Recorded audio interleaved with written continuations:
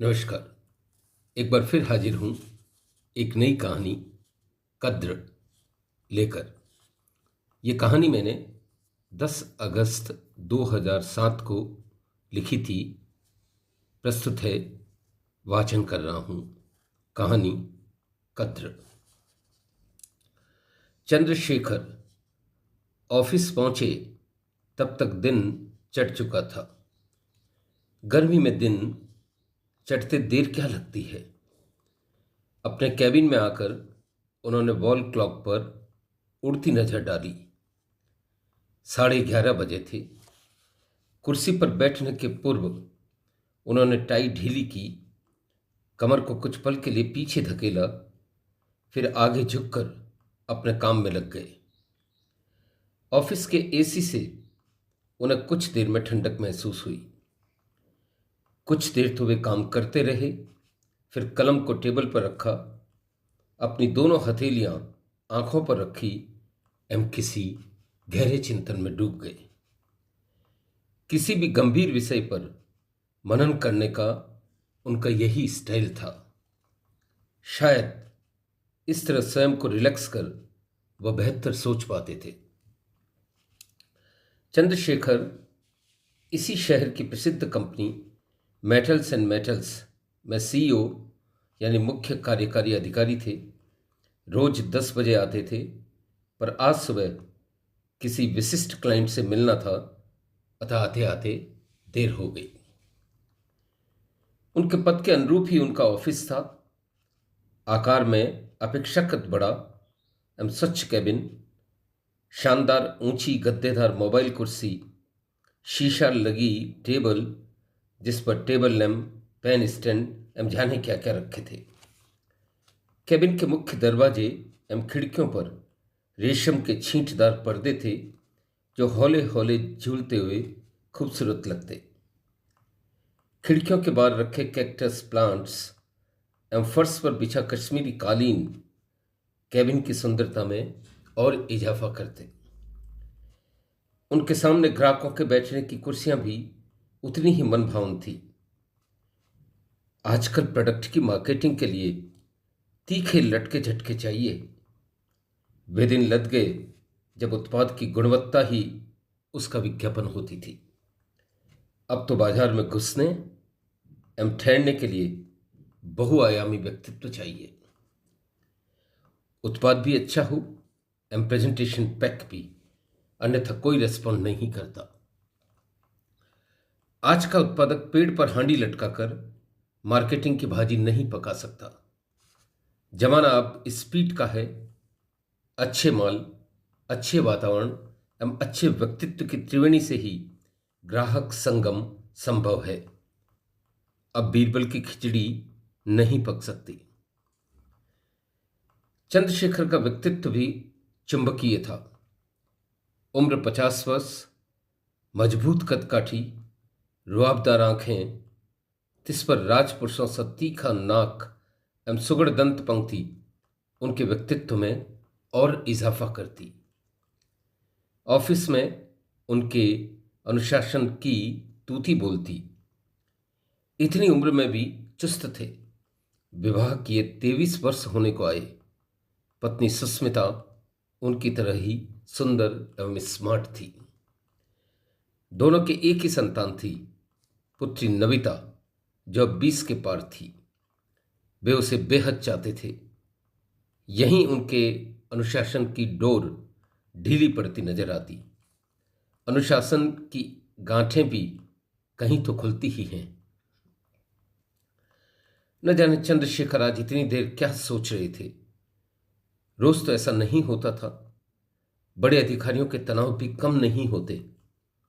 उनकी खोपड़ी की घंटियां बाहर की घंटियों से अधिक शोर मचाती है। क्या आज कुछ रहस्यमय घटित हो रहा था? खुदा जाने। सामने पड़े टेलीफोन की घंटी बजी तो उन्होंने लपक कर चौगा उठाया। उन्हें मालूम था सुबह जिस ग्राहक से वे बात करके आए थे वह जरूर जवाब देगा।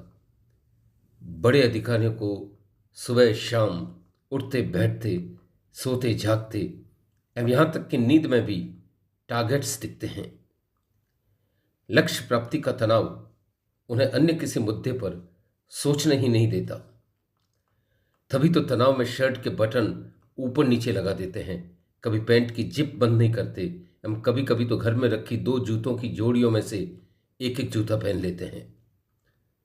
इनकी ऐसी दशा देखकर बाबुओं के पौ बारह हो जाते हैं।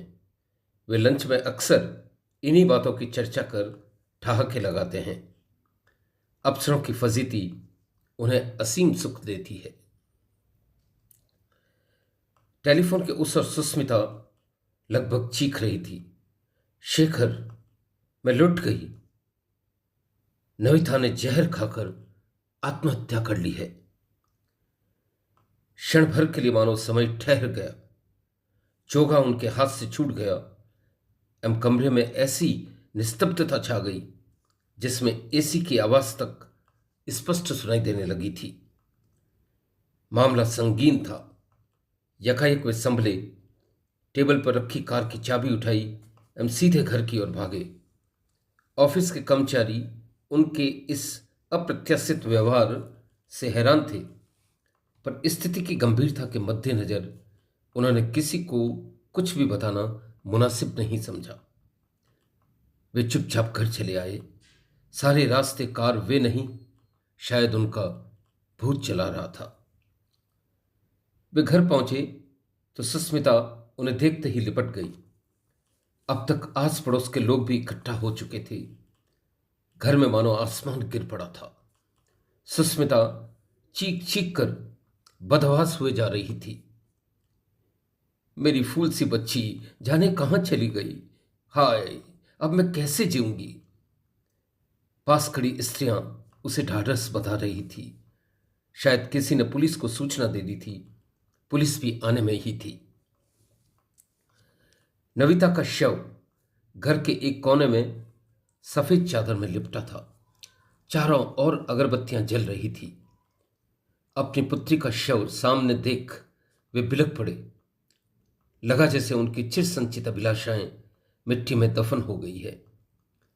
पुत्री के लिए कैसे कैसे स्वप्न उन्होंने बुने थे, पर सभी स्वप्न ताश के महल की तरह ढेर हो गए। भाग्य ने मानो उनके ललाट पर सर्वनाश की मुद्रा अंकित कर दी थी। भीतर कुछ थड़थड़ा कर टूट रहा था। पुत्री को वो प्राणों से भी अधिक प्यार करते थे। चादर उठाकर उसका मुंह देखने का साहस भी वे नहीं जुटा सके। जिस बच्ची को उन्होंने फूल की तरह सदैव हंसते खेलते मुस्कुराते देखा हो, उसे मुरझाए हुए वे कैसे दिखते। उनका कंठ सूखने लगा।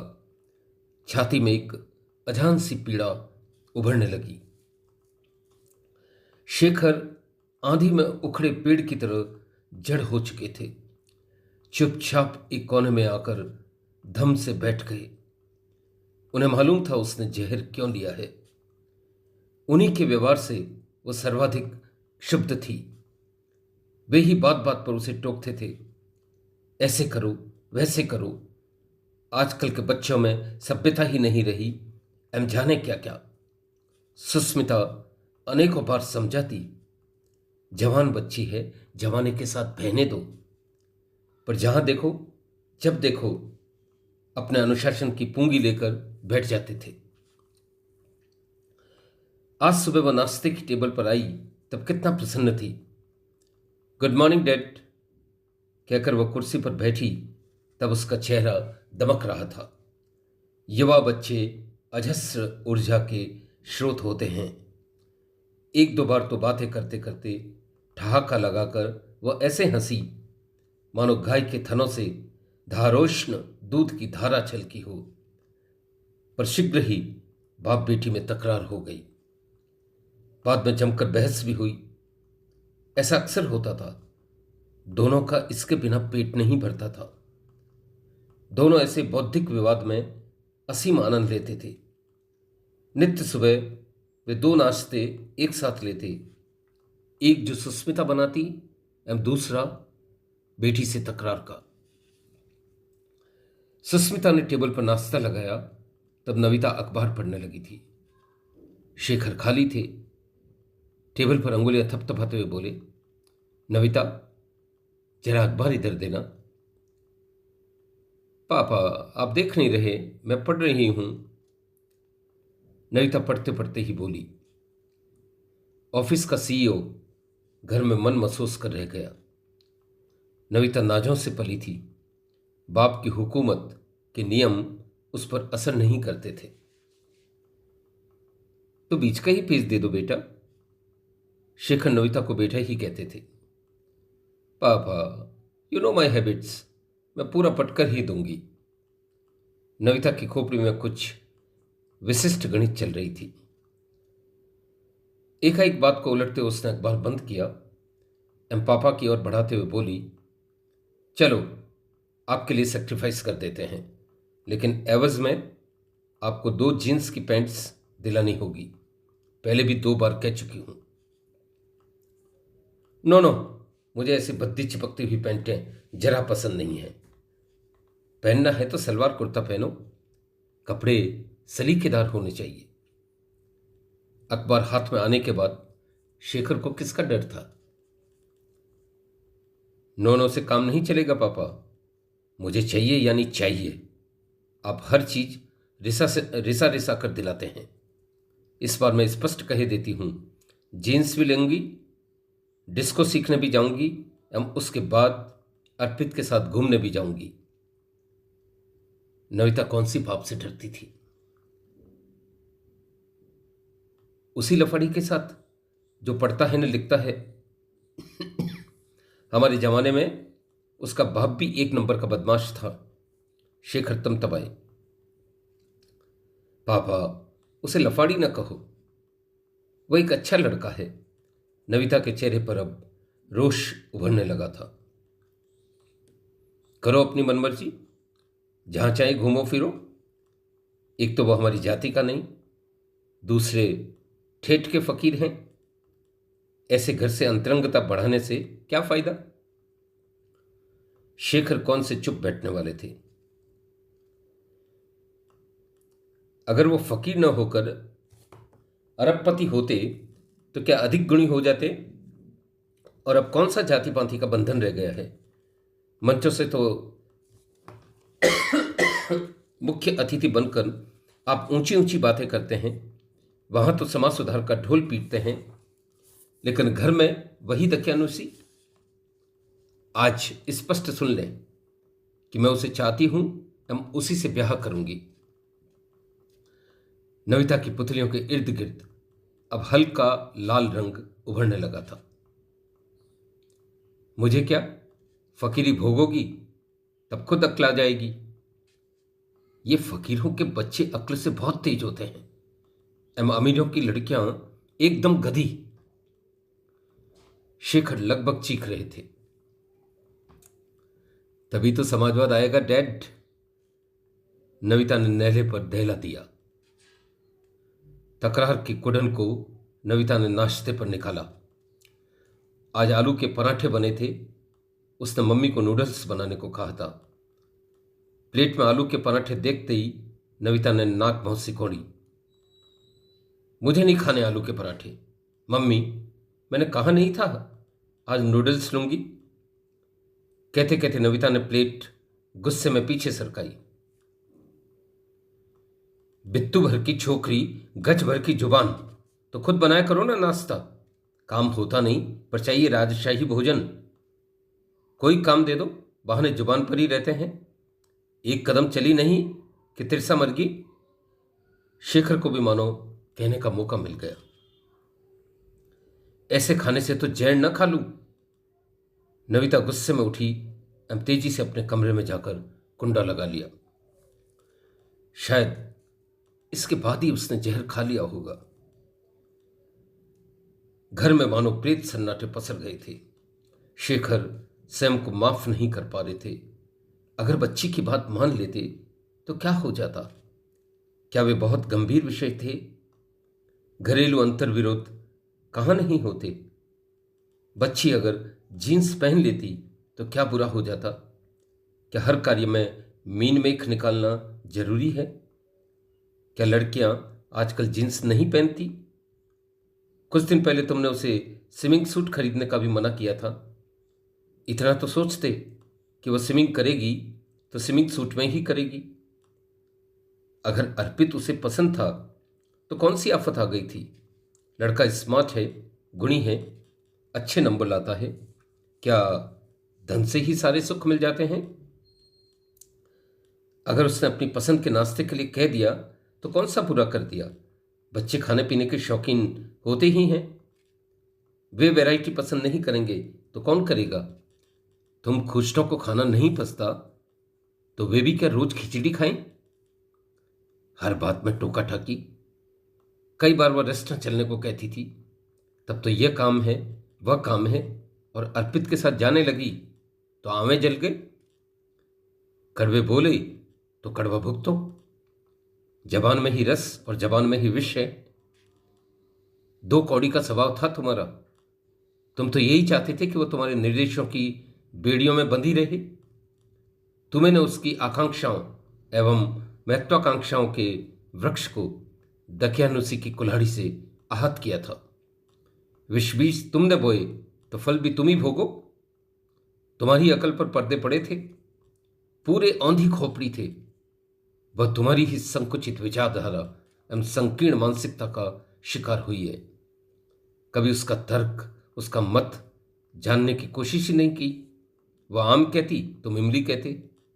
तुम्हारी मां तुम्हें ठीक ही कहती थी कि दुनिया में डेढ़ अकल है, एक तुझमें है और बाकी सब में। और लगाओ होशियारी, और दिखाओ चतुराई। गलत विचारों की चलनी में दूध दुओ, फिर भाग्य को दोष दो। आगे अब सारा जीवन सूखे खेतों की तरह वीराना होगा। तुमने स्वयं अपने गृहस्थ की फसल चौपट की है। काश तुम उसकी बात मान लेती। शेखर का विक्षुब्ध मन आर्तनाद कर उठा। लगा जैसे कोई उसके अंतःकरण को उखल में डालकर पीट रहा हो। वे मन ही मन चीखने लगे थे, नविथा, बस एक बार क्षमा कर दो। कंडे की मार भी मार है क्या बेटा? तुम्हें सबसे ज्यादा प्यार भी तो मैं ही करता था। एक बार पुनः उठ जाओ और देखो, तुम्हारा पिता वह सब करने को तैयार है जो तुम कहती थी। बस एक मौका दे दो। उनकी आंखों से आंसुओं की बाढ़ उमड़ पड़ी थी। लेकिन अब लकीर पीटने से क्या होने वाला था। मृत्यु उतना ही शाश्वत सत्य है जितना आसमान की छाती पर चढ़ा हुआ सूरज। गाड़ी उलटने के बाद विनायक मनाने से क्या फायदा मिल सकता है। उजाड़ गांव फिर बस जाते हैं, गरीब धनवान हो जाते हैं, पर जिसे एक बार मृत्यु का सर्प डस ले उसे कौन बचा सकता है। बाहर भीतर अब गर्मी बढ़ने लगी थी। सूर्य भी मानो शेखर पर रोष करके अंगारे उगलने लगा था। तभी दरवाजे से पुलिस अंदर आई। थानेदार के हाथ में हथकड़ी थी। वह सीधा शेखर की ओर बढ़ रहा था। गुस्से में शेखर चिल्लाने लगे थे, हां, मैंने ही इसे मारा है, मैं ही अपराधी हूं, मेरे ही व्यवहार ने इसे जहर लेने के लिए मजबूर किया है, मुझे ही सबसे पहले हथकड़ी लगाई। एकाएक उन्हें लगा कोई उनके मुंह पर पानी के छींटे उछाल रहा है। वे चौंके। देखा तो सामने ऑफिस का चपरासी उन्हें झिंझोड़ रहा था। सर, ये क्या हथकड़ी लगा दो, हथकड़ी लगा दो चिल्ला रहे हैं? क्या आपको नींद में बोलने की आदत है? शेखर चेहपे एवं चुपचाप उठकर बाहर आ गए। अब वे कार में घर की ओर बढ़ रहे थे। रास्ते में ही उन्होंने नविता को मोबाइल पर कह दिया था, शाम जल्दी घर चले आना, आज तुम्हें जींस दिलानी है, तुम्हारा स्विमिंग सूट खरीदना है एवं बाद में रेस्टोरेंट जाना है। हो सके तो तुम अर्पित को साथ ही ले आना। बहुत स्मार्ट लड़का है, मुझे बहुत पसंद है। और हाँ, आज मैं मम्मी को स्पष्ट हिदायत दे दूंगा कि तुम्हारी पसंद का नाश्ता बनाए। रोज रोज घास फूस किसे अच्छी लगती है। शेखर एक श्वास में सब कुछ बोल गए।